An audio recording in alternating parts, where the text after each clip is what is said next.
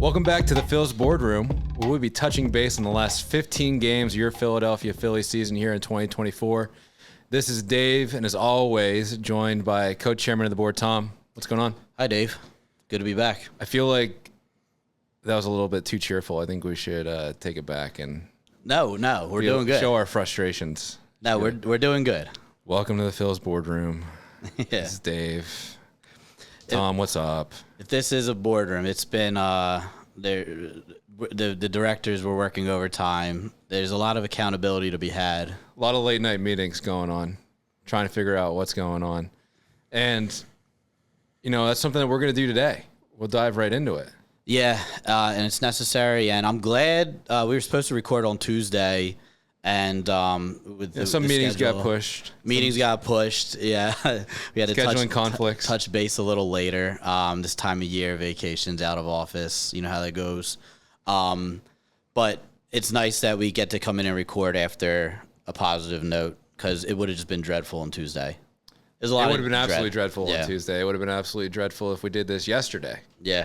But last night's game was hopefully a turning point, but we'll get into that later. But for the most part, we've been slumping like crazy to the point where we're the second worst team in baseball since the All-Star break, only ahead of the lousy White Sox.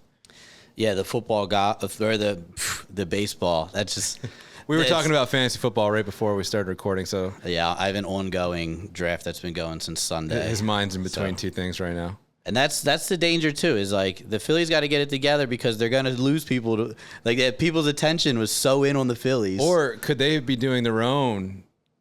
They're doing their own team fantasy drafts and their own fantasy drafts, and they're just not locked in, and that's why. Oh, dude, yeah, the Bohm and Marsh household, they probably have a live draft going on since. Okay, maybe let's ring the bell. Anyway, let's ring the bell, and this week's ring the bell is actually going to be a lot of fun. It's a little special ring the bell. We're actually going to break down, since we are the Phil's Boardroom, we're going to use some business tools. We've been consulted by the Phillies themselves to break down and figure out what the problems have been over the past real month, even 2 months, depending on who you ask.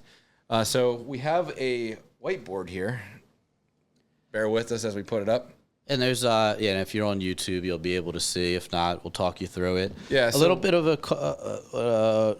a fishbone diagram? Fishbone diagram. Cause and effect diagram, it's also called. Root cause analysis. Yeah, so basically what this is this is a tool that you would use to break down a problem to try and get to the root cause. Now, a fishbone diagram is usually used when there are multiple factors, multiple things that can be considered root causes to the problem.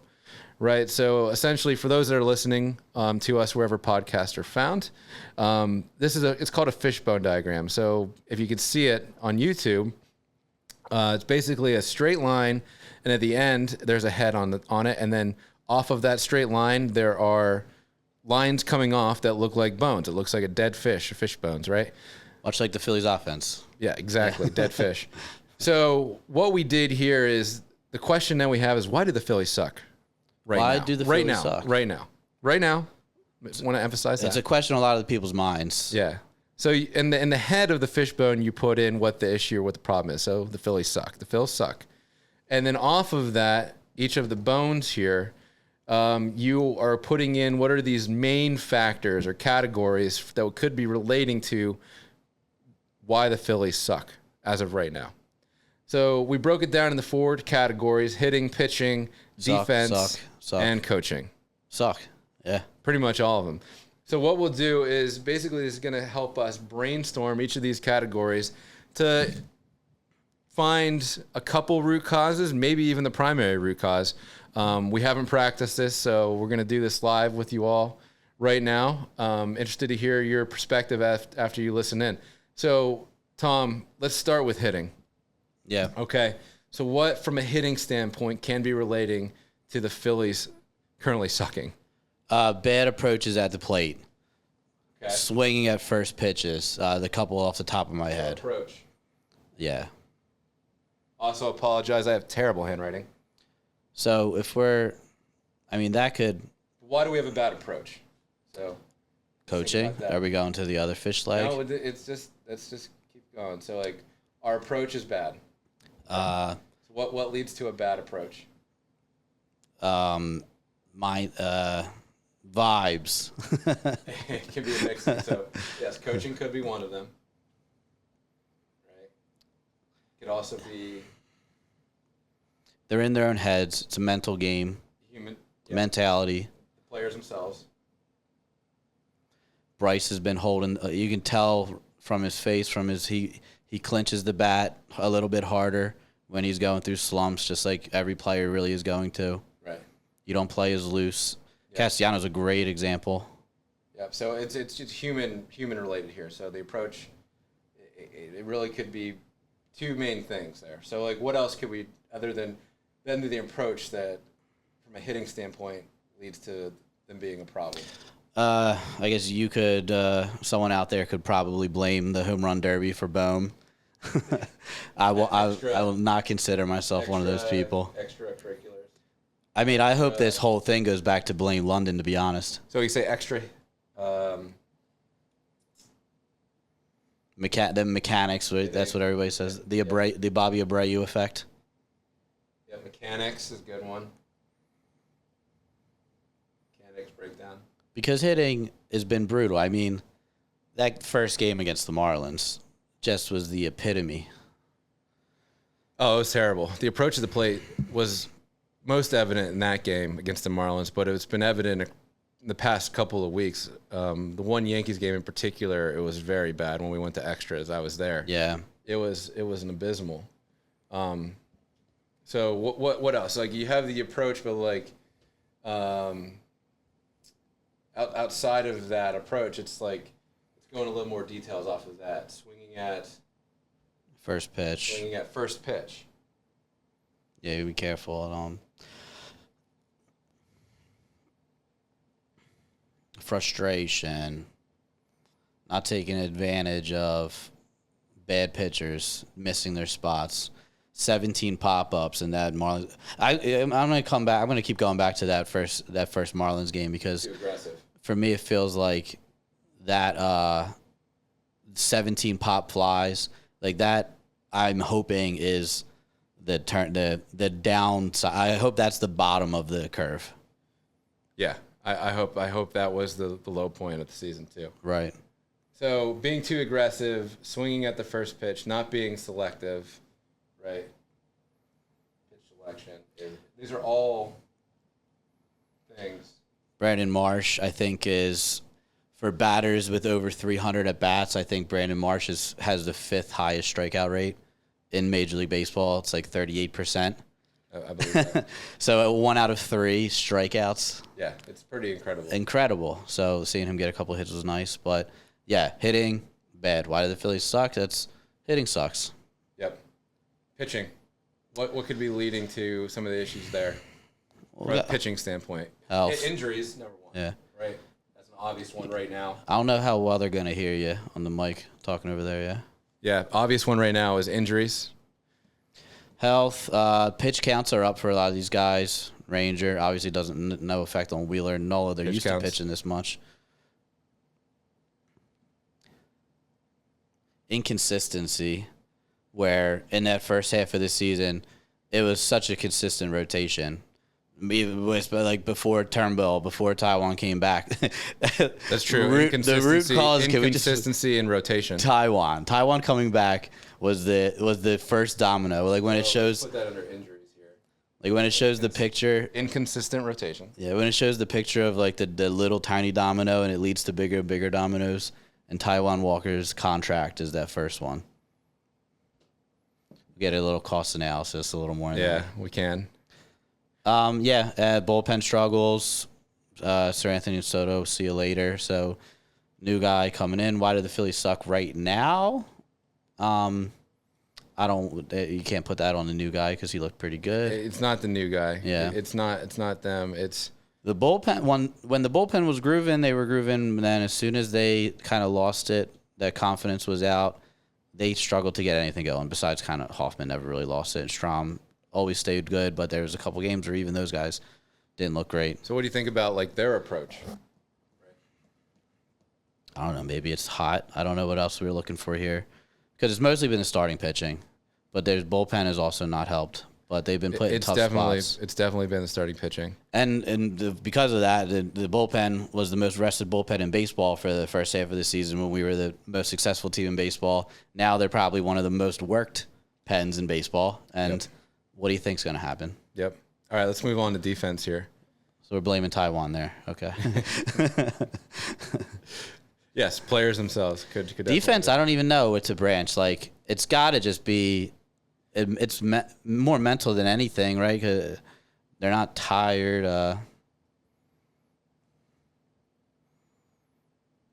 It seems like a lot of times they're out of position. Okay, yeah. For whatever reason. And that's something it seemed like they were doing really well early on. Yeah. Yeah, they were. Well, Bryce is always going to be out of position occasionally. Trey, the errors have picked back up again slightly, where he was really defeating that demon. Like I think that last Marlins game, he had a couple ugly ones. Boehm had an error last night, so yeah, they're creeping in. But is it? Am I worried about it? Yeah. Do you think the players themselves, right, could be? What I mean by that, do we have the wrong players in the wrong positions sometimes? Right? Should we have Rojas out there more often? Whatever happened to Soto playing left? Like all that talk about him preparing, he could have. We have this stretch coming up with lefty, lefty. All that talk about Soto was getting ready to play left field. We haven't seen him out there. Especially with Austin Hayes out and Marsh struggling. They should, but then they just keep bringing these guys up from AAA to try and fill that void. Yeah. So I could throw in random new guys out there. What about coaching here? Well, I think a couple of those things that we were just talking about could go into coaching. Decision making, making these lineup switches hasn't always been great. What was something that I was just going to mention that did not like at all? Go ahead if you have something. Lineup scouting report. Fair, yeah. Yeah, like that guy. Like we blanked against Marlins night one. That was not a great pitcher. Great, isn't it? Yeah. He was leaving stuff over the plate. They're just popping up everything. Not hitting the ball hard, not getting on the ground like they did last night, finally. And tonight we have Wheeler against a kid with a 3.8 ERA.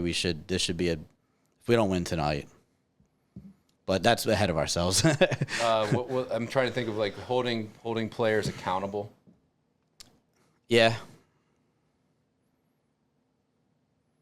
And that's where apparently that was all the talk during the broadcast. Apparently that a lot of people saw the players hold their own meeting before yesterday's game. It wasn't like confirmed or anything, reports, but it was whispered enough where there's smoke, there's fire. It seemed like there definitely was. Someone put together a players meeting, so it's like the players had to do that around the coaching. So it's like, why couldn't the coaching do that a week ago? But I don't know. I'm not there. I'm trying to think of like they have too long of a leash sometimes. We're too forgiving. Okay. Right. Well, I don't know. Like Castellanos playing every single game when he was struggling, but at the same time, that's kind of who he is. It's Thompson's MO. Like he lets the players play, and he gives them a long leash, and lets them try and work it out for themselves, or have it work out where like the back-to-back Soto in the ninth, where it's like everyone watching is like, you're putting this guy in a terrible position, and in his mind he's like, I'm putting this guy in a position to turn it around, prove himself. Same with going on an awful road trip, and then you finally get a home game against a terrible Marlins team, and he's like, I'll throw Walker out there as a get right. And then Walker gets smoked and you get booed. Is that a good coaching decision? It's kind of a level of like stubbornness, I guess is the way to say it. Yeah, which I don't hate. You know what I mean? Like I love all the just stop with the unnamed radio stations in Philadelphia talking about if we lose 2 out of 3 of the next games, they gotta fire the manager. Pump the brakes. No, so let's look at this here. So there's a decent amount on here right now. So breaking it down, hitting, pitching, defense, and coaching. From a hitting standpoint, we sure have sucked. It's been not fun. It's been not fun to watch. The biggest thing to me is like, it's not just one player. Right? there are a handful of players, and we'll go through them, that are actually been playing decently well, pretty well in some cases, over the last 2.5 weeks. But then there are some that have been really bad, and it's been a batch. And it's been like this throughout the whole season, where it's like there's always a group of players that aren't, and that's baseball, I get it, that are like just playing poorly, and then these other guys just have to keep picking them up. For a lot of the recent season, at least I'll say, has been the case. So our approach has not been good. It's been like not necessarily these one-off instances, which is interesting to me. And then from a pitching standpoint, because that's the thing, when you have that where the lineup is kind of supporting each other in waves, that is completely hidden when you have the pitching that we had early in the season. Exactly. That good pitching will hide a lot of things. I think that a reason why, exactly, the good pitching is gone is because of the injuries. And because of the injuries, why with the injuries come into play, it's causing our pitchers to have a much higher pitch count, and then they get fatigued and injured. All right, let's go full circle. Let's go full circle here. This is how it's how we do this. You basically continue to ask yourself why. Well, let's go full circle here. Yep. How much better does Nola pitch when he has a 4-run lead than when he's down 2? I mean, it's true. All of them. Any pitcher. Yeah. Like, so when we were given, like, it's, the hand feeds the, well, I don't know what the. It's back and forth. Like, they both feed into each other. And this is a team full of vibes, right? They live and die by the vibes. It's a double-edged sword. It really is. So, like, when the vibes are high, they all live off of it. But then they also live off of it when the vibes are low. So when things aren't going well, you can see it on the demeanor of everybody. And that's something that they need to figure out. They can't let that really get to them. I know they talked a lot in the beginning of the season that this is the best team. Like Topper said, like they just shake it off, but like they haven't been able to do that for the most part. Yeah, and the fear is, like, I was listening to something with Ruben Amaro, and there's a reason why a lot of people didn't like him when he was a GM. Like in that 2010 team, when they went through a slump, that team that ended up with a whole lot of wins, they went through a slump and they fired the hitting coach, and Ruben said he did it because he just felt like he needed to make a change. So, like, I hate that. I think that's silliness when you have a team that's clearly constructed. It's like, oh, we just have to fire someone. It's like, I don't think it's about firing. Right, but you might start, if you keep losing like this, you might get, that pressure comes, and the crowd is booing. There's also been a lot of people like, well, the players need to execute. But here's where I'm going with all of this. There seems to be a common theme. It's not just one or two hitters. It's a group of hitters. It's not just one or two pitchers, including starters and the bullpen. It's a group of pitchers. It's not just Turner, which Turner's most of the errors.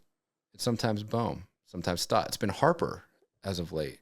Sure, it's been Marsh as of late. So there's not a lack. There's something going on. Is it a lack of focus somehow?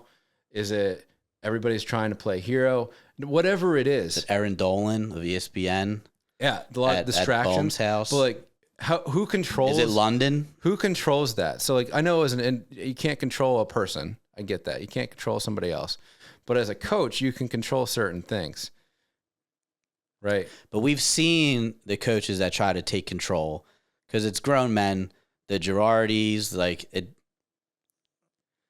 I think when you have the leaders that you have, but that's a good point though. Who's why coaching? Coaching matters. Schwarber might end up being the leader of the leaders. So after yesterday. This last one could be coaching / leadership, because think about that. Think about what you just said. The Girardi situation. That's what tells you coaching and the aspect of how they coach matters, because as soon as Girardi got fired and Topper came in, it completely switched gears. So you're saying there might be something there. Exactly. More than what meets the eye. The players need to execute 100%. But the approach and the game plans and the lineups, how the lineups are set up, all comes from the coaching and especially the scouting report. So could we have gotten stubborn, complacent with how we were playing because we were playing really well and it was hiding a lot of things? So teams start to catch up with you. They have scouting reports. They're picking like they can pick out, oh, this is how this person's going to pitch to me. This is what they do. This is their tendencies. Same thing with hitting, right? But if we became a little more complacent and stubborn, and then it kind of spiraled, and then we didn't notice it, and we're like, oh, this is baseball. It'll figure itself out, until it doesn't. And that's what we found 2 days ago. You sounding alarms, Dave? A little bit. I'm not saying that anybody should get fired. I'm saying that they probably need to, and I don't know. I'm not a coach. I don't know what's going on behind closed doors. So who called the players meeting? Who hit the grand slam? More importantly, it was most likely Kyle Schwarber. He is the most natural leader on this team. You would think that it's Bryce, but Bryce isn't very vocal. Schwarber isn't either, but like he's more outwardly leader than Bryce. Bryce leads from the front, and he's outspoken. He's gonna back his guys. He's gonna do all that, but like he is squeezing the bat tighter when he's in a slump. Like he wears it on his sleeve. You can kind of tell. So maybe that's something that bleeds around, you know. And I just feel like sometimes this coaching staff is they need someone. They take your hands off too much because of how talented they are, and they're like they'll figure it out. They'll swing out of it. Which I don't necessarily disagree with. I don't disagree with that. Yeah. I don't disagree with that when it happens here and there. But this has become a trend across the board. And I think that it's kind of spiraled into that. And now is where they have to really step up and do that. Thanks for holding it down. Yeah, no problem. The board's sweet. We'll post it. Terrible handwriting. Yeah. Sorry if you couldn't hear me in the beginning, but yeah, we might have lost a little bit. It was pretty quiet down here. All right, well, let's. We're gonna get. We'll break down a little bit further. We wanted to just. It's very important that we address the boardroom with why the Phillies have been sucking because it's been crap to watch. It's been terrible to watch. And to go to these games and watch them get smoked is like sucks. What do you think is the biggest reason though on that? Just so we can clear that up. Is it pitching? Is it hitting? Is it defense? Or is it coaching all together? If we're wrapping coaching up with holding each other accountable, like not just coaching as in Rob Thompson, coaching as in self-coaching and holding each other accountable, then that, because it's clearly affecting the group, like a whole group going cold. Yeah. But I mean, when you have a tight group, that's kind of the risk of it, right? When you're all flowing, you're all vibing.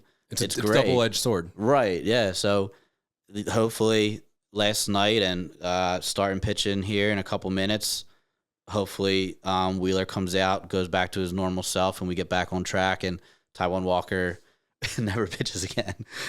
All right, so moving on here, we'll talk much more about all of this as we go throughout the show. But let's go to recognition. Let's get back to the show. First, Kruk being recognized nationally. That was awesome. By John Oliver on Last Week Tonight. It was really good. Yeah, it's HBO. John Kruk Musings. HBO show every Sunday night. It's a pretty good show. He's a little too political right now, which is like most of them are friggin' everything, which is super annoying to watch.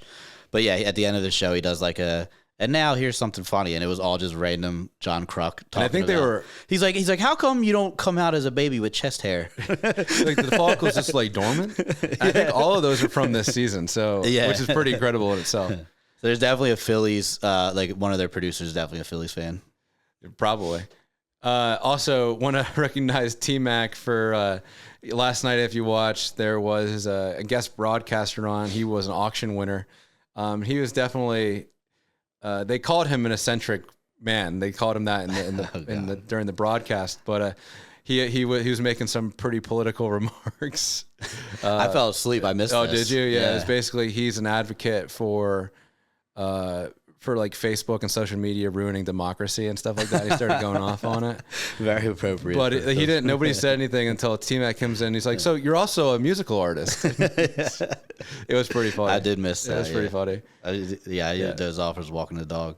And also, we just to get past it, like sometimes when you walk into the boardroom and it's been a rough quarter, you got to deal with that. You got to deal with it up front. So now we're back. We're good. We're settled in. We had to let it out there. Also, I was on vacation for a big chunk of this slump, which was not a terrible time to be on vacation. I was over in Europe. Over in Europe, yeah. I did Amsterdam and Belgium. Worth the trip if you can ever make it out there. It was a great time. Run into any Phillies fans? No. I don't think I've ever gone anywhere in the world without seeing someone from Delco randomly. I didn't see any Phillies fans. I did see a Mets fan, though.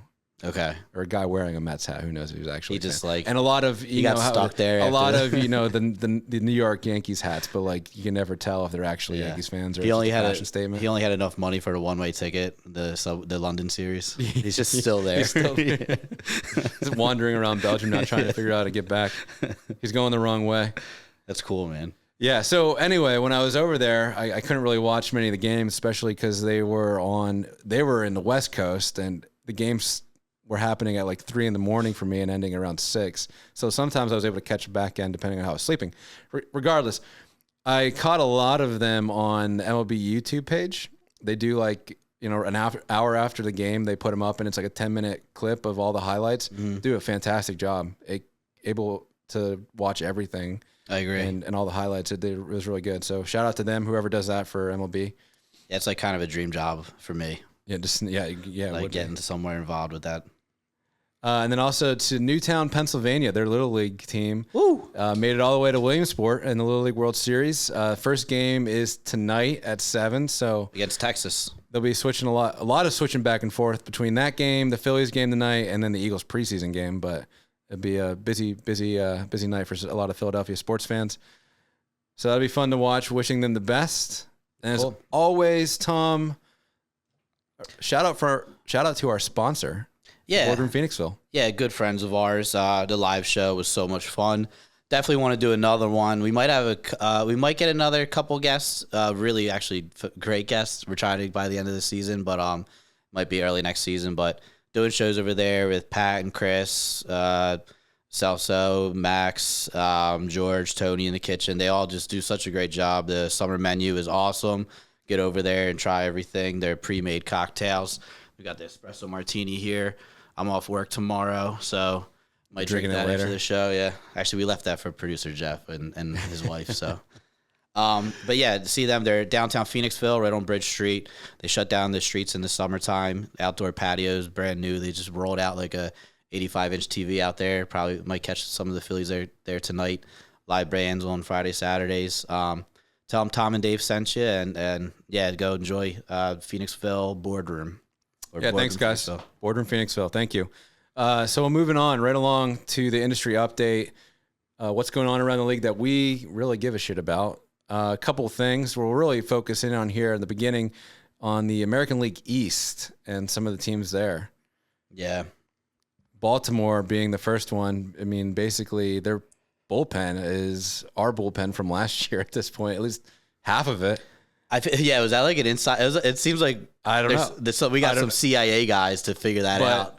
Yeah. I don't know. I don't fully understand it because they Soto, all Kimbrel. of the guys that were struggling for us. Yeah. So if we see them in the playoffs, we might face. Yeah, Kimbrel has struggled a number of times over the season. I have a couple, good, big Orioles fans, but Soto, ever since he's gone there, has been maybe even worse than he was for us. And this last start, we'll talk about it because it's been over the past 2.5 weeks, really. Yeah. Was not good, and he's just continuing that trend.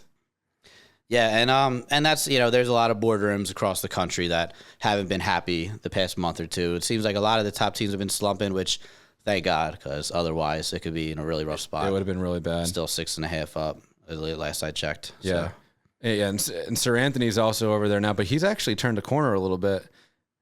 He seems to be pitching pretty well for them. I think his first outing might have been a little rough, but his first outing was a little rough. He threw it into the it went through the net and down the out. It looked like it went out of the stadium. Yeah, but ever since then, he's certainly settled down and kind of coming into form a little bit more, kind of like he was in 2022. Yeah. I wanted to give a quick one to the Yankees because everybody's so big on the Yankees and Judge, fastest player to reach 300 home runs. I wanted to ask you if you think he'll get 600 because it kind of seems like it. How old is he now? Do you know how old he is? Oh, crap.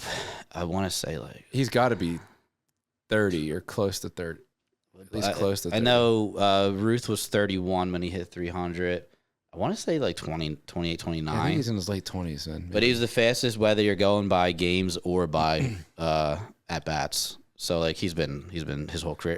Could he get 600? Yeah, he could. As long as he stays healthy. I'm stupid. He's 32. Yeah. Oh, he's almost our age. Yeah.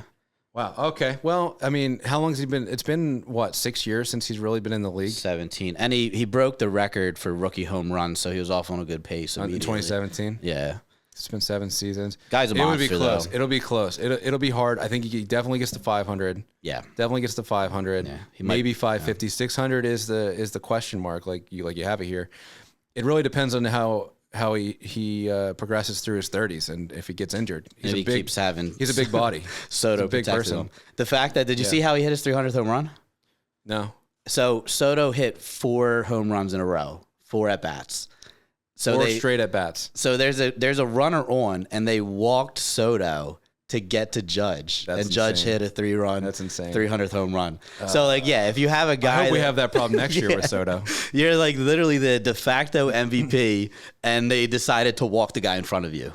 Are you kidding me? That's insane. But just to bring Yankees down a peg, they're the only team all year to lose by double digits to the very, very, very lowly Chicago White Sox. Very lowly. They got smoked by them. It's a lot of weird stuff. What is it? 29-93 Chicago White Sox.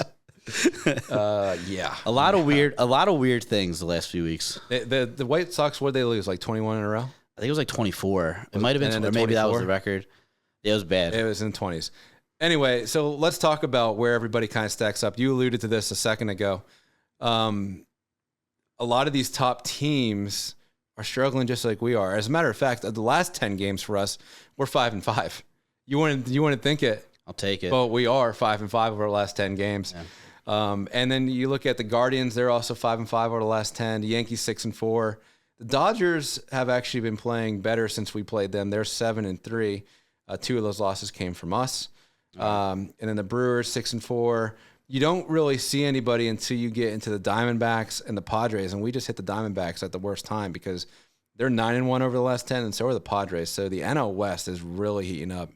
Going to be interesting to see how that plays out down the stretch. Yeah, and that goes so much into that entire conversation we had is you want to be hitting that stride, if not right before. If you don't turn it on going into the playoffs, you better turn it on right when you hit the playoffs, like we did against the Cardinals, But you can't look anything like this. No, absolutely not. Yeah. We wouldn't win a playoff series the way we've been playing as of late. And just to wrap this up real quick, the Braves and the Mets, both 4-6 over the last 10.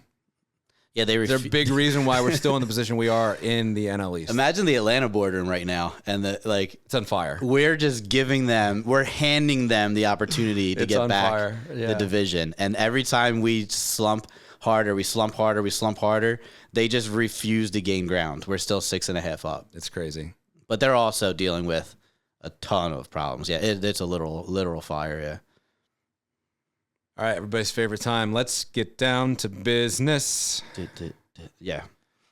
Safety and injury updates. Still focusing in on these pitchers. They've been our Achilles heel for most of the season. Turnbull rehab is to begin soon. It might have started to begin like as of today or tomorrow.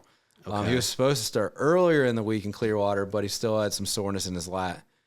So TBD on when he's going to be back. But some good news. Ranger is throwing bullpen sessions. And in fact, yesterday he threw live to some hitters in a simulated game. They're saying that he actually could be back by next week. That would be huge. And if he's fully healthy. We need him back fully healthy. Yeah, we could use him. Definitely could use him. Yeah, I miss him. Can't keep throwing out these AAA rookies. I mean, they have their glimpses of greatness and these great games, and they're a lot of fun, but the bullpen, the consistency is not there. Yeah, and the bullpen is definitely in a bad way right now. And I'm so not a fan of the opener role. That for whatever reason they throw Kirkering out there. Yeah, it doesn't make sense. I guess the lot. Yeah, we should have put that under the dead fish coaching thing because it's a trend. I guess I've seen it with a few teams. It's not something I've really seen a ton of prior. But like, I guess the idea is to get the top of the lineup out and then get him out. But it's like, okay, now you lost that bullpen guy. What if the kid was gonna have a great start? And pitchers are so weird. You're ruining the starting pitchers like mojo. Whole routine. I don't know. I'm not a fan of it. Yeah, I agree. And then. Last year for an injury update, Austin Hayes, the new kid in town, 10-day IL with hamstring issue. He should also be back next week. That's tough, yeah. We want to see him get going. I want to see him get going, and with the way Marsh is playing, I would love to see him out there because he can't be much worse than Marsh has been. Yeah, bad timing. We have 3 lefty matchups coming up with the DC, whatever they are now. Nationals? Yeah, Nationals. You wanted to call them the Expos from like 20 years ago? Yeah, you're right. That was stupid. Yeah. Still on fantasy football mode, Tom. Right. Washington changed their name. Yeah. Yeah, exactly. There's an article. You're thinking about the other Washington team, the football team. That's the best name ever. They should be the football team and the baseball team. They should be. All right. So we'll move on to delivery. Just looking at the past 15 games, overall record, we're still 20 games over 500. We are 70-50, 120 games into the season, 42 more games to go. And we've been 5-10 since the last recording. Which was the first Yankees game, First Yankees game. So that would also be the first time they wore the patch, right? They started wearing the patch the third Yankees game. Okay. Yeah. So I haven't looked great since wearing the patch. So we're 5-8 since the patch. Just find some things to blame here. 5-8. It's not Ranger Suarez's family. It's the patch. And London. I'm blaming London all the way. That was the first. You could also blame Jack Fritz and the Eagles chant. Yeah. That happened in June as well. Blame the radio guys for everything. Yeah. Biggest jinxes. So what happened there? Real quick. Jack Fritz? Yeah. So he had a bet out there. It was right after the Brewers series that we wouldn't cheer Reese if he hit a home run, and we did cheer Reese when he hit a home run. Obviously. The game was out of hand at that point. Yeah. So we cheered Reese. Yeah. So his punishment was to do Eagles chants throughout the Phillies game on June 19th. And ever since that game, I think we're 21-25 or something like that. When we were like dominant before. We were dominant before that. I'll easily throw some blame on Fritz as well. But I agree with Fritz, by the way, around the Eagles chant, because that's one thing he hates, and they made him do it. That's why it was a big punishment for him. I absolutely hate it myself. Yeah, I agree. And it's when I had like partial for the Sixers too the last few years. Gave up on that when Harden. Long story short, but it's an epidemic at Sixers games because like it's going on the same time. Yeah. It's like I get it. We're all just trying to leave the stadium. Well, it's going to start happening more and more now as the season comes in, and obviously we're excited about the Eagles, but it's fine. It has its time and place. Go Birds! All right, so the standings overall in the NL East, we are 6 games up on the Braves, but the Braves have been playing today, and it was the 7th inning before we got recording. They were down 5-0. Nice. So could be great to get a game back on them. Yeah, I thought we had the 6.5. Okay, I guess they pulled out. It's down 6-0 now. Final. 6-0 final. Yeah, so we're good. So we're now 6.5 up on the Brave. So I was right. Damn, I should just pretended like I knew what I was talking about. Fake it till you make it, Tom. And 8 games up on the Mets. The Mets, for a point over the past 2.5 weeks, actually overtook the Braves for second in the NL East and actually put the Braves out of a playoff spot, which was interesting. But since then, the Braves have kind of flipped it back a little bit and are still ahead of the Braves by 2 games. And Mets, game and a half now. Mets had an afternoon game today, and to nobody's surprise, if you saw the first pitch, they lost to the Oakland Athletics. They had the Hawk Tua viral girl throw out the first pitch for no reason. Should she still be relevant? The Mets just don't understand. Like when something's working, stop doing 20 different things. Like you had who's the purple guy? Grimace. Grimace was working. Stick with Grimace. Watch this be their downfall now. Yeah. Next time we record, then they're going to 14 games back. They're going to blame that poor girl. I think it's going to happen. We're calling it now. I wonder what Frank the Tank thinks about it. Oh, dude. I'll have to look on Twitter later. So shout out Frank. That's my white whale guess for if we ever have a playoff series with the Mets or a big series. End of the 7 games we have at the end of the year. If we could somehow get Frank the Tank. If you're listening. Come on. He's a big time. He's a Barstool personality, but he also, just real quick background on this guy. He invented Sports Encyclopedia, or he just created SportsEncyclopedia.com just by himself. Was not getting paid or anything. It just would just put together all this sports stuff. And then when Barstool got big with their sports stuff, they were like, well, we'll just hire this guy to do what he's been doing for free for 20 years. And for free. Yeah. He still works for free. Yeah. All right. So series by series, we're going to do our absolute best to not drain these 15 games that we just went through for a couple reasons. 1, time. 2, just how painful reliving some of these are going to be. For our mental health. Yeah, and we just don't want to live it. We don't want to relive it. So we'll start with the Yankee series. First sweep by a team in Citizens Bank Park in over 2 years. Shout out Connecticut Chris. Yeah. As soon as we took that phone call, they started cranking home runs. That was a jinx. Should have never. Yeah. We're not taking any more guests from opposing teams anymore after that. That was fun, it wasn't. That game one was bad. We lost 14-4. It was a home run derby for the Yankees. Chaz Chisholm hit 2 home runs. He owns us. He was our daddy. He was our daddy because then he hit 2 home runs the next game too. In game 2, it was crazy. And then he hit one, I think, in game 3. Now he's on the IL, but I wish they him the best as well. But he's had a crazy past 2 weeks. Go on my coaching horse for a second, because this is early in the thing. This is things that led to us. That game 2, we forced to tie it up in the 9th. Yeah, we go into extra innings. It drives me crazy when especially if you're the bottom and the top scores a run. You have to get a run to continue the game. Bunt him over. That is when the approach at the plate became so blatantly obvious to me. It was maddening. I thought that was the low point. That was the low point for me. And that was 13 games ago. And it's like, if there's ever another offseason, I'm never going to fall for it again. I'm totally going to fall for it again. We're working on small ball. We're working on bunting. And then you see Rojas get up there and try to bunt, and he's got his fingers wrapped around the bat like he's Rojas in second grade. does not know how to bunt, which is incredible because he needs to learn how to bunt. But when you got Marsh up there and it's like he's striking out everything, you got a ghost runner on second, 0 outs, lay down a bunt. But it wasn't even that in that game, Tom. I agree with you. They don't have a strategy, and that was obvious. Crazy. They don't play baseball strategy. Sometimes the baseball intelligence isn't there. It was last night that they actually had a good approach and good aggressiveness. But it wasn't just that, the small ball aspect. It was those that were going up there to hit and not bunt and to be in a position to hit. They were swinging for the moon. It was insane.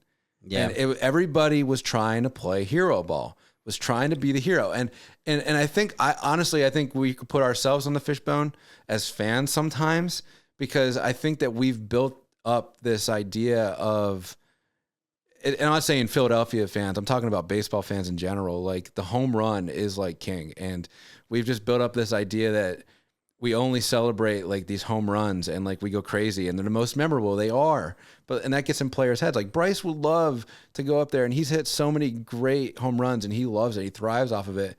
But the problem is he goes up there and tries to do it too often sometimes. Yeah, and that's, I think, is where a good manager can step in and say, hey, guys, you remember when we were the best team in baseball and we were coming back in every game we were down?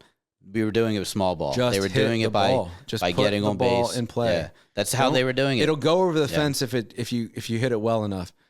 It's just like golfing, right? Right. So when you hit your drive and you try and crush the club do the work. It never, ever, ever, rarely ever goes straight. You let the club do the work. It's the same thing.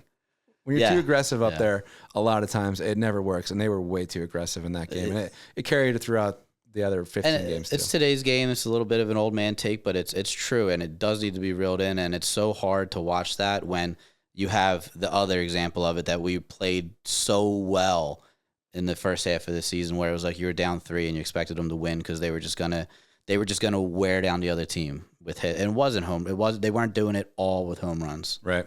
But anyway. Yeah, it was frustrating. In those 2 games, game 2 and 3 weren't like game 1 where we lost by a lot, but we lost by 1 run in game 2 and game 3. Both could have been very winnable games for us, but it was a very frustrating series. Very close, good games. They were, if you were a baseball fan. Yeah. But we just couldn't get it done with the Yankees, and again, first sweep in Citizens Bank Park in over 2 years. Yeah, in Seattle series, Tyler Phillips, who everybody was high on, the hometown kid, he got smoked in that first game. Never really looked back. I think that was a grand slam, right? Second game. He hit was that the game where it was a 3-run home run and then a grand slam? Yeah, 3-run home run and then followed it up with a grand slam. So that was a tough test for the kid. And then the next one, they go up 5-0 and end up losing. Hoffman, of all people, our all-star. That game was hard to watch. That's a tough one, man. We were up 5-0 into the sixth. And then they walked the run in, right? Yeah, and then they tied it up 5-5, went to extra 10th, and they walked the run in. Insane. Game 3, Schwarber leadoff home run. They go to 23-5 because they lost the last game. Schwarber leadoff home run. That's a stat worth tracking. I love that stat. When Schwarber hits a leadoff home run, 23-5. again, the vibes. That was Just also tone, momentum. Marsh's blind catch, which might go down as one of the, which everybody was hoping. Angels in the outfield. See, this is the fear though, because there was that game and everyone's like, oh, this is the turnaround point. Yeah, it was, but that was dumb luck, right? Wheeler had 9 Ks. Harper had a big day. Marsh had a blind catch. 160. But those are individual things. Yesterday was a team win. It really was. Dodgers series. Okay. So we win that last game in Seattle 6-0. And you said, "Oh, is this the switch?" We go into Dodger series, we immediately lose game 1. That was like the 7th straight series. Glasnow's a beast. First game of the series loss. Yeah, Nola versus Glasnow. That was a cool note on that was that that was Freddie Freeman's game back. Freddie Freeman, all-star player for the Dodgers. He had his son was in the ICU, so he missed a few games. Yeah, and it was very cool that after the fact they said like Harper kind of led the way. It was like texting Harper's friends with everybody, kind of probably low key recruiting all the time. But it was cool. He said like all the Phillies supported him. So yeah, and that was great. It was great to see. Yeah. But then don't come they're all in people. And beat us too. They're all people and all friends. So it was great to see it go across the team there. 7th straight series opener. Yeah, 7th. But you thought, oh, here we go again. That wasn't the spark. But then we go out and we win game 2 and game 3 and win the series against the Dodgers. That was the first series win in the past 7 that we won. So this is the turnaround, right? Thought this was the turnaround, right? And they were really good wins. Like game 2, we won 6-2. And it was the back-to-back in the 9th with the insurance runs with Sosa and Schwarber going back-to-back. Yeah. A lot of fun way to end it. And then that momentum carried into game 3 with Schwarber. Went 4 for 4. Yeah. He had a leadoff home run there as well. 7 total RBIs. Just an incredible game for him. And we beat the Dodgers again. That was the first series win since we swept the Dodgers here at home. And this was another moment where you're like, oh, this is them coming together when Castellanos got pegged. And then he's like, come on, man. Like everybody saw the lip read. He's like, that was a big miss, bro. That was a big miss, bro. And then the next inning they brought Strom in, and Strom immediately just fastball right at the other guy. And he's like, and then they came back from down 4-1 that game too. So yeah. Again. So you're like, okay, all right, okay. We won a series again finally after back in our dude, Strom. We're back. Yeah. And then keeping it going, we go to the D-backs for a 4-game series, and we win game 1, 6-4. At this point, we have won 4 out of 5 games. Yeah. And you're like, oh, we're good. I was over in Europe, and I'm like watching these on the MLB app, and I'm like, this is great. The time of these games, you might have actually had a better time to watch because these were the 10 p.m. It was like 3 a.m. when they started. Okay, so it was a little hard. Yeah, there's 10 p.m. games on the West Coast are brutal. Nobody watches out there. Just give us a normal. Yeah. Anyway, but we won 6-4 game 1. That was our first win in the starter series over the past 7 or 8 at that point, and it was just a good team win. And we're like, all right, we won 4 out of 5. We're trending in the right direction. We're back. The slump is over.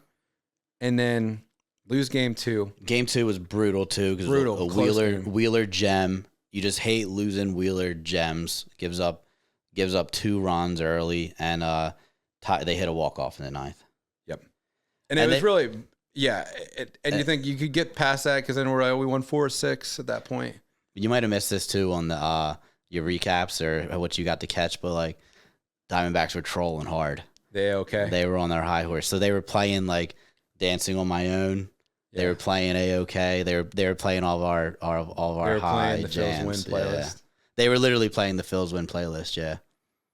I hate that they have that. We need to figure out those how to 2 home beat games that in the playoff.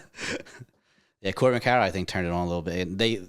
He's had a not a great struggle year, this year for him, but again, everybody played well against us, and they're 9-1 right now over the last 10. I don't think we'll see them again, to be honest, but you never know. Yeah, and then game 3 and game 4, nothing to really. I didn't really watch these ones because I kind of gave up early because they were laughers in the wrong way. Lost game 3 by 10 runs and lost game 4 by 7 runs. Yeah, let's get out of there. Nola, terrible game. It's like, all right, let's come back home. We got the Marlins. Get right 2 games. and they probably have the worst game of the season. Yeah, everybody was getting ready to come home. We're like, all right, we're getting home. We just finished. Those last 3 games against the Diamondbacks were hard, but we proven that we're good. We beat the Dodgers, and we're like, all right, let's figure it out at home against the lowly Marlins, like the 4th worst team in baseball, 3rd worst team in baseball. And we come out, and it was literally the worst game of the season. Yeah, without a doubt. Without a doubt. Without a doubt. Because it wasn't like they had a pitcher that burned us. They were leaving pitches out there, and we were just popping everything up. Lifeless 17 effort. fly ball outs. Just popping everything up. Like, and they said it on the broadcast, trying to play hero ball way too much. Like Kruk said, trying to hit 8-run home runs every at bat. It's like, I think it was like within Taiwan had like 35, 36 pitches in the first inning. 34. Yeah. Yeah. And so like within the first, I think within the first 15 pitches, they started booing him. Even his demeanor was terrible. Like, it was so bad to watch. Like, but you couldn't stop watching it because it was like watching a train wreck. Like, sorry to anybody who went to that game hoping for a fun homecoming. That's a shame. It was terrible, and I hope that was the low point because it can't get much worse than that. And the fans are gonna keep, like, it's at the point now where if we start losing series, the fans are gonna keep booing, and it's like, come on. And I know that the guys, like, this is a clubhouse that gets it. Bryce talks about it all the time. All these players talk about it all the time. So like, you don't see them turning on the fans or anything. But I also don't want to see the fans. I don't want to see them getting booed. Yeah, we don't want to see it. And game 2 last night was it the turning around point? It did not start off that way. Calling it. It did not start off that way. There was a players meeting. It's assumed. I mean, everybody's reporting it. There was a players meeting before the game. First inning, Phillies were up 4-0. Turning point. When? Right now. Oh. Yeah. Maybe. Live. We're already up 4. Breaking news. Wait, I don't want to get sued. Tim Kirk's Phillies up 4-0 against the Nationals in game 1 of that series. Nice. So maybe it was, but we didn't start off that great yesterday because we went down immediately 3-0 after one of the hardest hit home runs I've seen this year. The guy absolutely crushed it from the Marlins. 3-0 right out of the gates. Tyler Phillips did not look good at all to begin, and we battled back. We got within 1, then we went down 5-2. We had another 3-run deficit. Down 5-2, going into the 5th. We had bases loaded, and this is where like all my buddies are like the group chat is like, oh, here we go again. This is where that energy, energy put out. But it's like, oh, they got it. They're not gonna make the playoffs. They're not gonna make the playoffs. It's like, yeah. So it's 5-2. They got it done. The 2 runs that we scored were actually good runs. They were both scored because we stole bases. Yeah, and we played well. We ran out balls because if there were a couple where like one where Bryce hit, if he didn't run it out and wasn't aggressive, he would have been out. But he ran it out, and yeah, that was huge. It didn't get a double play. It was huge. So we scored 2 runs there, 5-2. There's also the play where Estevez backed. Well, this is later in the game, but Estevez like backed up a bad throw to third that would have got past Ruiz. Yeah, sorry. And that's the thing. We're playing good baseball. And we're like, okay, I like this. And then we're in the 5th inning, bases loaded, Kyle Schwarber up. Boom. Shore bombs. Out to left. Pretty much the exact same spot as Bedlam at the bank, honestly. It was pretty much the same exact spot. Go up 6-2. Grand slam by Schwarber. It was, you could just feel like the entire region just take a deep breath. Exhale, yeah. It was incredible. Goose rubber. Yeah, and that moment could be the moment that sparks us for the rest of the season. That's the start of the DVD. Moments like that, and you hope start of the DVD. Start of the DVD. Yeah, and honestly, Kyle Schwarber hasn't hit a bigger home run, definitely in his Phillies career than that one. I know he's hit some big ones in the playoffs. I get that. But that is by far his most clutch home run when we needed it the most. And for what it's worth, they rolled it into today. Turner gets on, Harper gets on, Bohm hits a home run, Casty hits a home run. What's the score? All in the first. 4-0 still? 4-0. 4-0? Yeah. So not bad. Love to see it. Love to see it. Hopefully we're not jinxing them live on the air again. Well, this is a lot better when we were recording with Connecticut Chris and we were listening live or watching live and we were down 3-0. Yeah, call him up. Did the Yankees lose? Don't. I'm never calling him again on the show. Sorry, Connecticut Chris. All right, so cool. So yeah, that's the breakdown. It was a little bit longer of a break with the All-Star break. It kind of got a little weird scheduling wise. Next season we'll have it figured out cleaner, but it'll be every 2 weeks from here on out. Yeah. Yeah. And then playoffs we'll have to figure out, but I would playoffs imagine, still have to figure out. Yeah. We'll cross that bridge once we get to it. So yeah, it should be every Thursday coming up over the next 2 weeks, and then the end of the season maybe we'll have a little more of a special episode. Yeah, that was an exhausting business review. That was the toughest business review. We do need Boardroom spirits here. I know. I forgot to grab them. we need a bigger bottle than that. I'm gonna grab one after this. Watch the game on the big ass TV they put out there. All right, but let's put this in comparison to last year. Last year at this time we were 10 games over 500. We were 65 and 55. So still in a good spot, everybody. Let's just hope they keep the momentum riding, keep the Jeep riding, and let's have some fun closing out the next 42 games. It's crazy, yeah. It's like the last third pretty much. So it's a long season. It's not like football where they only have 17 games and every Monday morning is distress because they are that important. These games, it's such a long season. It's a long season. It's so hard not to get, when you string a streak like this, it's hard not to really, because it's so hard to watch when they're playing like that. It's not fun. It's not fun. And let's get into the players here, quick. Over the last 2 weeks, there's been a number of players that have not been playing well, but we'll start here with two pitchers. Two pitchers that were playing very consistently well, pretty consistently well for most of the season. Both All-Stars, Jeff Hoffman and Christopher Sanchez, have had a bad 2.5 weeks. Bad. ERA both both identical, 7.71 right now over the past 2.5 weeks of games. Just been rough go for them. But I don't think we need to bury these guys on the quality part of the business review too bad today. No, I mean Hoffman had two really bad games, and that's why he has the stats that he has, because he's figured it out over the last four. That one he got rocked is really what hurt him the most. He got rocked. I'm not worried. Hoffman, he's been probably the most consistent guy. Him and Strom probably been the most consistent guys. Outside of the starters. Did Trey get a hit today? You said. Yeah. Trey got on base. That's good because he got benched yesterday, and over the past 2.5 weeks, he was hitting 158. His average, his objective for us was 300 average. He's just under that as of last Did he fall under? 297. I thought he stayed at 300. He's at 297. Yeah. He might be back at 300 now with that hit. Well, this is a real goal. And you know what? Maybe we're a little bit to blame, Dave. Like, hold everybody accountable, the chief accountability officer.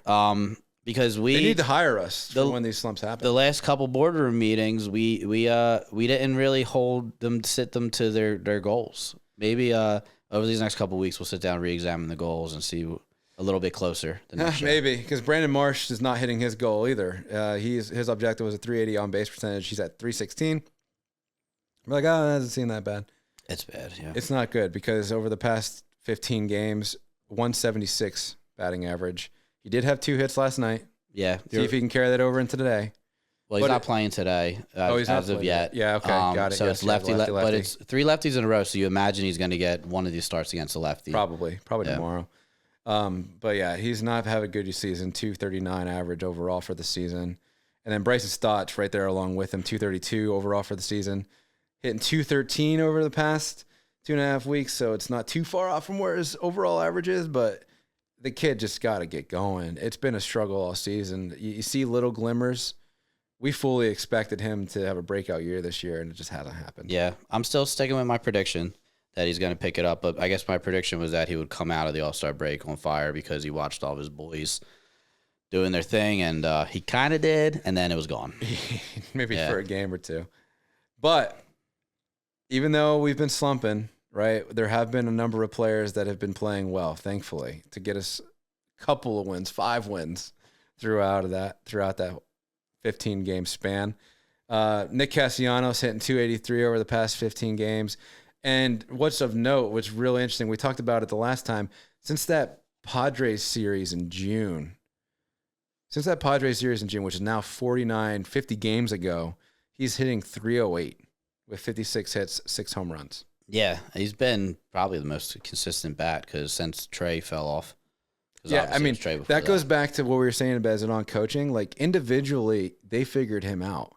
Just let him go ahead, Nick. Yeah, but it's kind of baffling sometimes. And then Schwarber also having a really good season from his standards, especially as a Philly.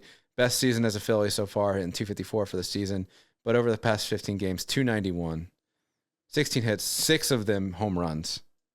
He's been on an absolute tear. It's like June Schwarber in August. Yeah, and I'll eat crow on that one because I think he's top on base percentage for leadoff hitters, at least in the NL. He's 10th. Like he's that. 10th in all of baseball. Okay, on base percentage.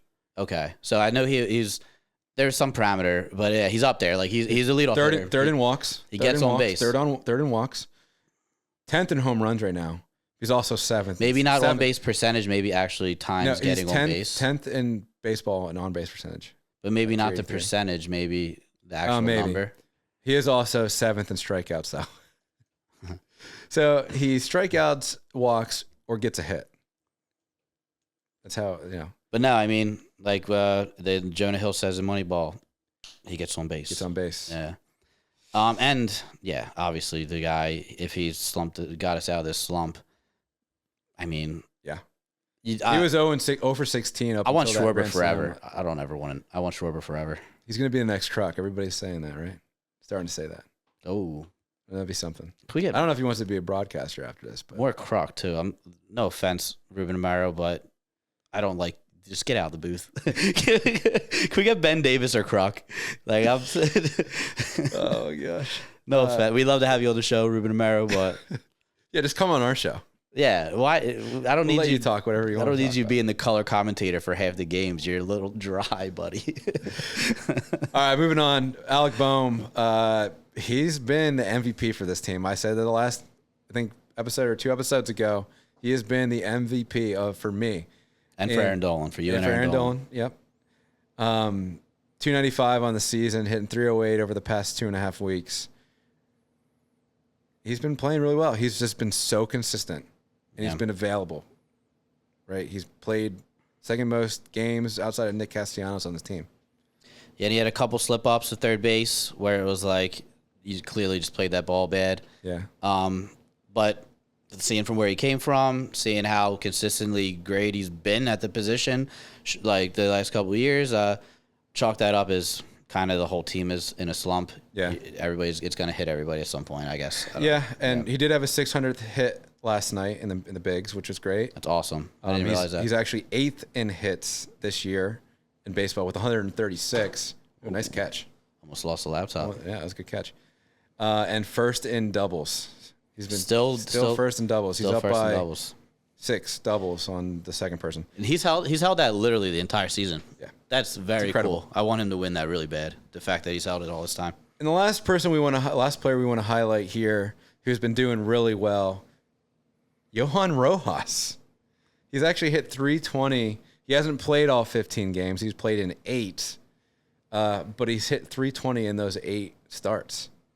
And he's a great defender. Keep him out there. Oh, yeah. Keep him out there. He's bringing great energy. Out there. He's bringing great. Him and Soto. Keep him out there. Over this slump, and obviously Schwarber's doing the moments and having a couple big games, but Soto is really bringing positive energy, and it seems like Rojas too. Like they're just happy to be out there. Always a threat to steal every time he's on base, obviously. And I think the worst game of the season, the first Marlins game, we have 2 or 3 hits, and Rojas had one. yeah, exactly. All right, so moving on to people, the big one here. Taiwan's back. Wasn't good. We talked about that. Yeah. Junior Marte got sent down. He was having a rough year, so that's not necessarily a loss. I don't think he'll be back. And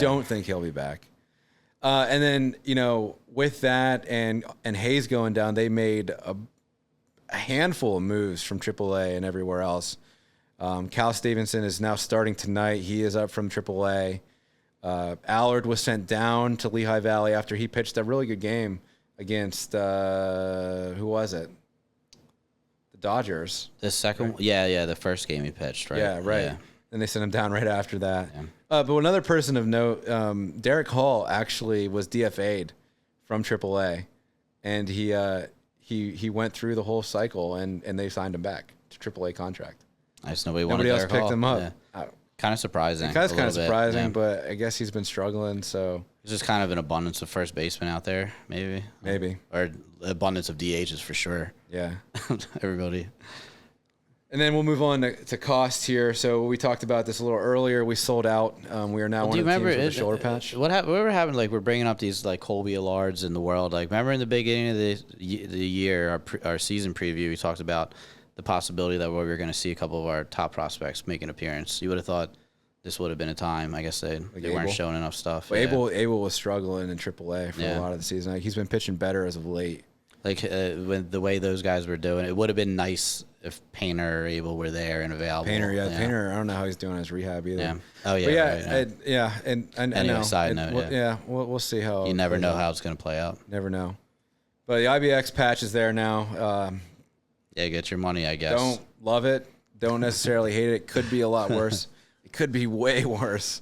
Could be Wawa, which could be way better. Wawa would have been way better. It would have been. It's not. It's IBX, and we have them for the next like 20 years, I think. Is that really? I don't know. It's like a long time. It's a long time. It's like not 20 years. Bryce's last year. And then season tickets actually went up another 30% for next year. I got that email. Was it 30%? It didn't. That's seem what that. everybody was saying. It didn't seem like 30% to me. I thought it went from like 440 to like 480 to like 520 for my Sunday ticket where I was at.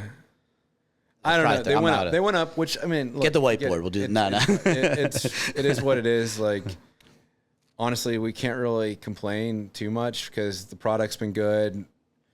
We're signing good players. The money's going to where we want it to, and I know a lot of people who buy tickets, like independent tickets who don't have season tickets. It's not great because they're more expensive on the secondary market. But when you have season tickets and you can sell them, you do make your money back in some ways too. So like, nah, I'm gonna go the other way. I hate it. The increase isn't necessarily just impacting season ticket holders, but then it's also going to impact those casual game to game.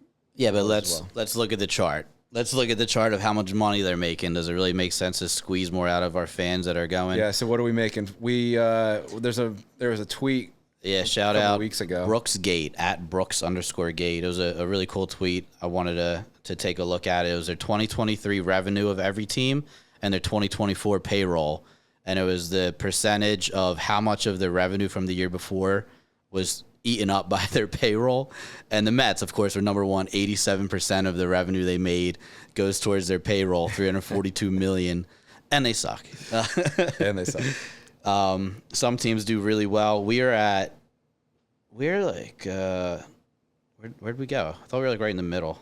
It's just great that the bets barely break even, essentially. Yeah, because it's like you see the big markets are obviously have so much more revenue. But then you have teams like the Pirates and the Orioles and the Tigers who don't pay their players and have a bunch of young players who they're not going to keep forever. Maybe the Orioles will. Well, look, our revenue, $458 million. I think there's only 3 teams, like the Dodgers, Yankees, Cubs, and Red Sox that have higher revenue than us, and you want to raise our ticket prices 30%. Yeah, come on, man. Yeah, give us a break. It's the market. It's inflation, man. Tired of it. Blame inflation. But then, it is what it is. It's the world we live in today.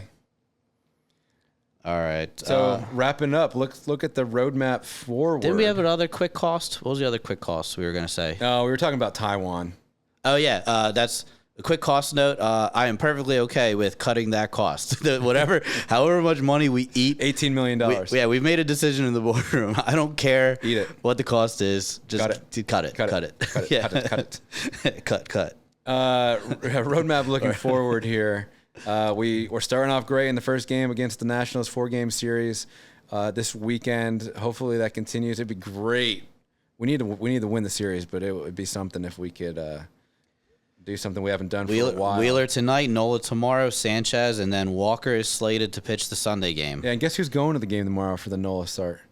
No, you don't say. I'm going again. It's like my eighth NOLA start this season, and I've gone to 9 games. Dude, we need to put that data together. If we went back to last season, it would actually probably be like 80%. I had tickets to the Knights game, but we're recording today, so I pushed them to tomorrow, and of course it's NOLA. That actually is brutal now. This game is turning out to be a blast. Yeah. And then we have next week, starting on Tuesday, go down to Atlanta. It's going to be a true test for us. Both 2 struggling teams. Hopefully we'll be coming in hot. And we'll see how it goes. We need to beat Atlanta in a series in the regular season. They've been, for whatever reason, we beat them in the playoffs, which is all that matters. I get it, but it'd be great to beat them in a series. Yeah, a couple national games, that'll be fun. And then Kansas City, very good squad. Bobby Witt Jr., great young player, going to Kansas City, so that'll be a good test. And the same thing with coming back home against the Astros. Another tough stretch, man. It's not an easy schedule right now. It's just not, and we knew that coming into this. It's a good thing. Well, having that big cushion was so important. Let's glass half full this. It's good to go through we went through the soft part of the schedule, the soft serve. We were on track for 117 wins. Everybody was getting engaged and partying and popping champagne. Episode, we were like, could this team be up there with the? By the way, 2001 Mariners? Like, Tim, is Bryce Harper way better than Mike Schmidt? Yeah, we might have got a little ahead of ourselves. No, but some people said he could be. It's still a good argument. It's still a good argument. All right. So I don't think he will be. So let's do a quick team building. I know it was a longer episode. We had a lot to go over, but a lot to complain about in the beginning. Sorry. No, that was go through root cause. Sometimes it's a hard day in the boardroom when you have a tough stretch. You gotta crack down. Meetings run long sometimes. Meetings run long. Yeah. All right. So team building activity.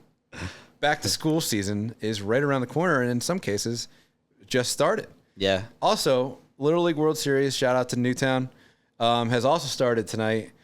So in the spirit of that, we want to talk about what the Phillies would be if they were back in school, or when they were in school. So what kids would they be in school? Yeah, I think like backyard baseball for anybody 90s like me. That's like immediate. I'm just picturing them as backyard baseball characters. Yeah. Where Ken Griffey Jr. is dominated with Pablo Sanchez. That was a great game. But, all right, so and you can't just say jock for all of them because they were all probably jocks. Yeah. All right, teacher's pet. Yeah, teacher's pet. And so besides the manager, because we learned from the previous story that... Well, he was the class clown. Oh, good point. Yeah. Duh. He was a class clown.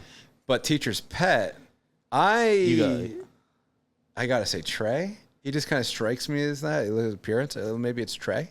Little goody kid. He's either like a goody good kid or the kid that was like smoking something like in the outside the door. He was one of those two for sure. Or it could be Nola, honestly.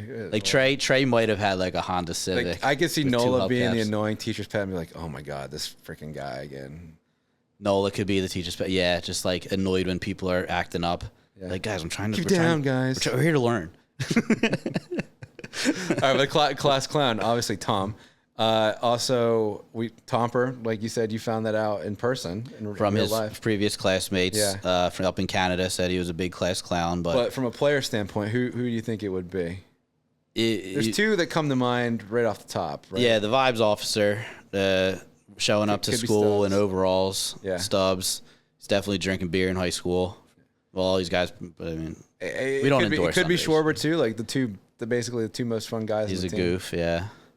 But then Marsh is also kind of leading the crowd. Like who's responsible for the daycare being the daycare? Is it probably Marsh, right? So he's like the bad influence. That's true. Yeah, it's probably Marsh, class clown. Like I don't think Stodd and Bohm, they're more reserved. I don't think they'd be doing all that if Marsh I could see it being Marsh. Definitely. He's a bad influence kid. Yeah. But he's got a good heart. Trouble at home. Which player was held back at least 1 year? I think on that conversation, I'm going to go Marsh. Like, you think so? I would say Nick Castellanos. Like Nick Castellanos, he looks probably had a beard in high school. Yeah, he looks like the guy. He's like, you're not 12. You're yeah, 16. I am 12. Yeah. Held back a year. Who's the other one? Could have said. I don't know. Maybe a Strom, because he's too focused on playing in the woods. His parents he couldn't Go to class, do your homework. Yeah. Maybe. Who would be the theater kid, the thespian? I think this is Trey. Like when you see him slide. You think Trey? When you see his slides. Theatrics. It could be Bryce too. Well, Bryce has a knack for the moment. Is it a Mormon thing? He has a knack. He's a big moment. Yeah, he doesn't shy away from the lights. Yeah, that's a good point. Schwarber also, because Castellanos also, but he wouldn't be the theater kid. He'd be the guy who did it because a lot of girls. Harper did say at the All-Star game, and he came in a full cowboy uniform. He's like, I dress for the area. That's a very good point. He loves pandering, loves dressing up, loves wearing costumes and outfits. Could be the theater kid. I'll tell you. Yeah. All right. The kid sits by himself at lunch. I'm gonna say Austin Hayes. Yeah. Only because we don't know anything about him. Yeah. And he's just looking around. The new kid just sitting there is like, oh, which group should I go off? Like, which table should I sit at? It's that weird group of underclassmen that dump water on each other, or the old guys that wear their shirts half off. I would say Austin Hayes. Hopefully he finds his place soon. Yeah. And then gets his hamstring right. Which one was the Rico Suave the freshman guy dating the upperclassman? I think there's an obvious answer here just because we've been saying his name, but I think it's Bohm dating Aaron Dolan. Aaron Dolan is an echelon, right? And Eric Bohm was probably like 6'4" as a freshman. Yeah, I see that. He's got the flow. I like it. I think that's they got the flow. The girls love the curls. I think that's good. I think that's a good pick. The kid always wandering around the hallway, peeking at everybody else's classes, trying to get them to get a bathroom hall pass. Ranger? Oh, that's good actually. Yeah, Ranger. Because like a little distracted. And the teachers don't think of him as a bad kid, so he could get away with like spending half his time in the hallway. Yeah. Nobody. Really... And then they catch him and be like, "Oh, sorry, I didn't realize." Oh, I was on my way over there. I had to drop something off. Yeah. Sorry. Oh, sorry, I got distracted. You see him in like 5 different homerooms. Yeah. He'll be in your you don't even know what homeroom he's actually in because he's in a different one every day. He's just quiet. And he sits there. Who got straight A's in school? Wheeler. Yeah. Right? The ace. Yeah, good point. I think it's Wheeler. Kept it going. He's like, I'm just here to get this done. Yeah, it's a good point. He probably did. Who cheated off of other students or girls? I think this is the guy that he had girls write his papers for him. And he always had the girls let him cheat off of their papers or off of their tests. Are you thinking Nicky C? It's Nick Castellanos. Yeah. He definitely had girls write papers for him. For sure. Yeah. For sure. 100%. Probably he probably still does if he has to like do anything. Liam's learning from him. Like, just have the cute girl write it for you. Yeah. And Liam's probably just give her a special card at Valentine's Day and she'll do it. Oh yeah, his Valentine's box was stacked. Him and Boehm had stacked Valentine's Day boxes. Who gets attention? Who gets detention all the time? Probably Schwarber. Probably a class clown type of correlation there. Sure, yeah, but like mostly just because but then he's like the man at detention. I mean, it could also be Stott. We haven't really talked about him. He could be a little troublemaker. Didn't really know about it. Or Rojas just never shows up for class. Yeah. He was just like there one day, and then he's gone. He's too fast. Right. Prom king. Obvious answer would be our boy Bryce, but I think JT is the prom king. JT is like probably the best all-around athlete. The quarterback. Stud. Quarterback of the football team. Gorgeous man. Tight glutes. Looks good in a tux. He was the quarterback. Yeah, that's what I mean. He was all-state quarterback. Most likely JT. Good point. Yeah, I agree with that. And it was the dropout was Bryce. That's the obvious answer because it actually happened. Yeah. It actually happened. Yeah, for those who weren't aware, Bryce Harper was so good at baseball growing up that he dropped out of high school to just got his GED and went to a baseball. junior college when he was 16. Yeah. Incredible. And that's one of the main reasons so many people disliked him, because he was prodigy. cocky. He is cocky, but also because they were like, I'm so mad that this 16-year-old is better than all of us. Everyone at JUCO. Yeah. All right, cool. Well, good show, Dave. A lot of fun. I think we released some steam. I'm very glad we recorded today instead of Tuesday. Yeah, agreed. It's been hopefully we lit the spark last night, and we're on pace to have a great 2 weeks before we come back again. All right, go Phils. Go Phils.